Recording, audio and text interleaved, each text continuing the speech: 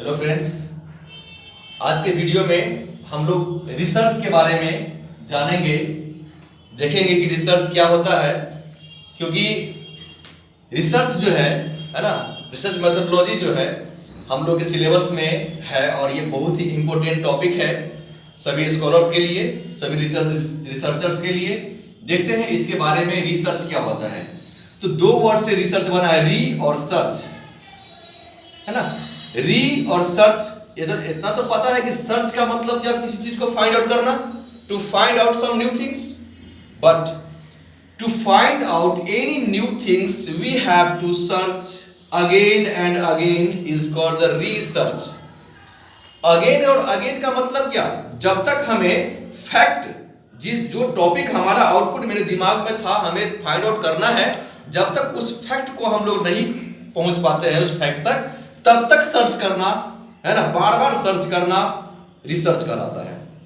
लेकिन सिर्फ ये तो हो गया सिंपल सा वर्ड रिसर्च का। अगर हम लोग क्या करते हैं कि एजुकेशन टॉपिक से जुड़ा हुआ है, एजुकेशन से जुड़े हुए हैं, तो उस पर हम थोड़ा एकेडमिक पर ले आते हैं। तो बात क्या कहेंगे, research is an academic activity, research is an academic activity, है ना, टू इन्वेस्टिगेट न्यू थिंग और new fact on the basis of hypothesis. Basis of hypothesis मतलब क्या, जो हमारे पास, है ना, नॉलेज था, जो हमारा सोच था, जिस पर हम वर्क करने वाले थे, क्या वो चीज मिल रहा है नहीं मिल रहा है, उस चीज को लेके बार बार हम फाइंड आउट कर रहे हैं। सपोज कोई टॉपिक ध्यान में आ गया और इस चीज के बारे में सोचना है, ठीक है ना, तो वो हमारा हाइपोथेसिस हो गया। अब उस पर बार बार थिंकिंग करना, है ना, सोचना। कैसे सोचेंगे भाई, तो कलेक्टिंग डेटा, सबसे पहले जिस चीज को टॉपिक को पाना है उसके लिए डेटा क्या क्या चाहिए, तो उस डेटा को कलेक्ट करेंगे, है ना। डेटा कलेक्ट करने के बाद उस डेटा को ऑर्गेनाइज करते हैं एक सिंपल वे में, एक गुड मैनर में, ताकि वो कंप्लीट दे दे, है ना, result. And getting the conclusion, तब कंक्लूजन आता है।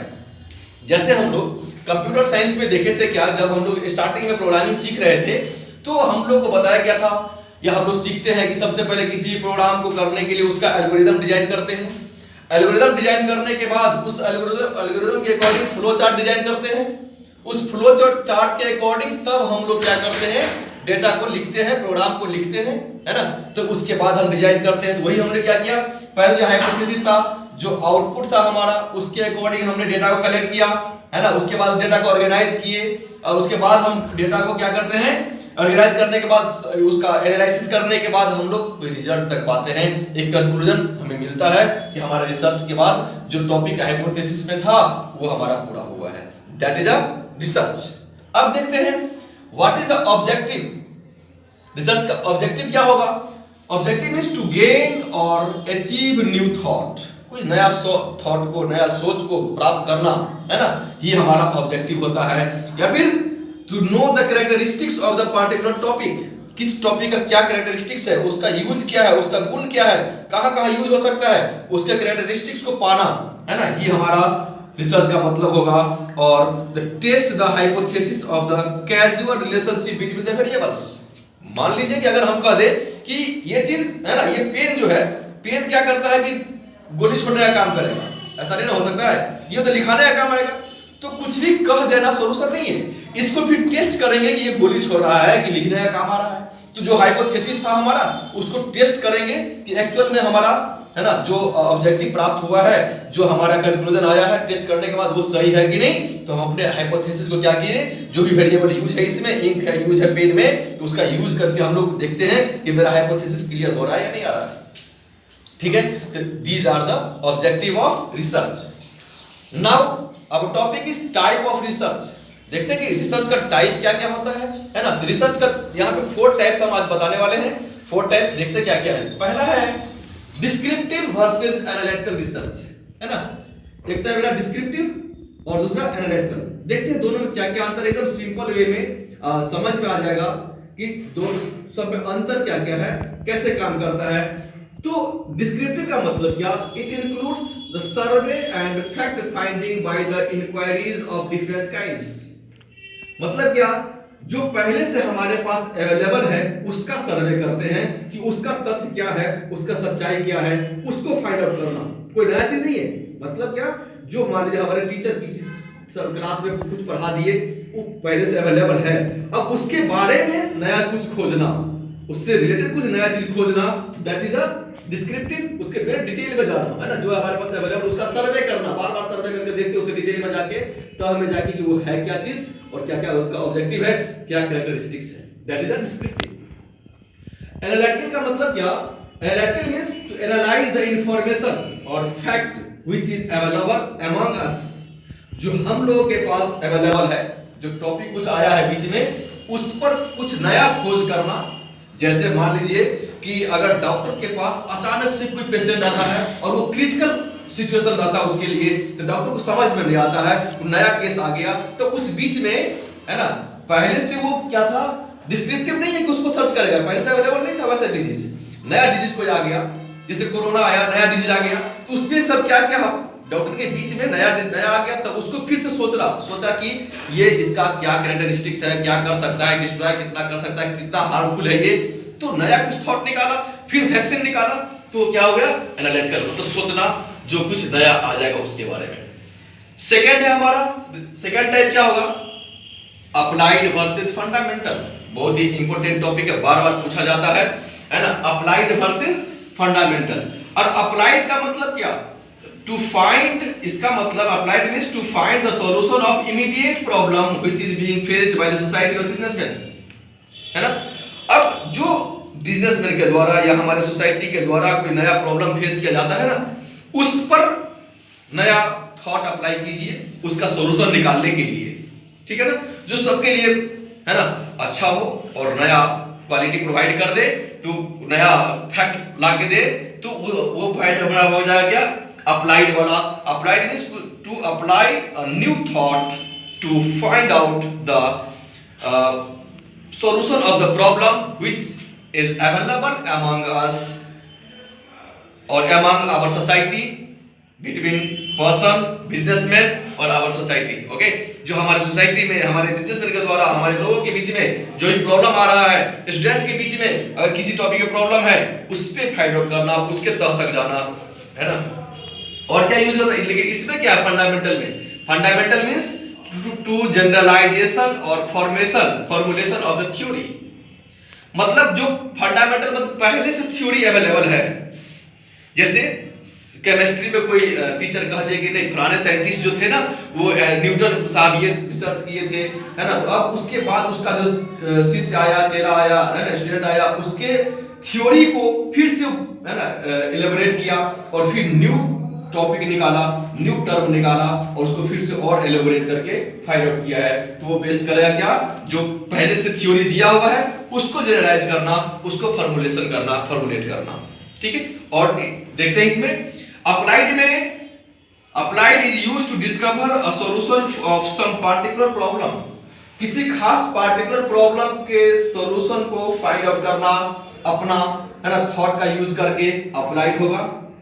लेकिन फंडामेंटल में या फिर बेसिक उसी को बोलते हैं, है ना।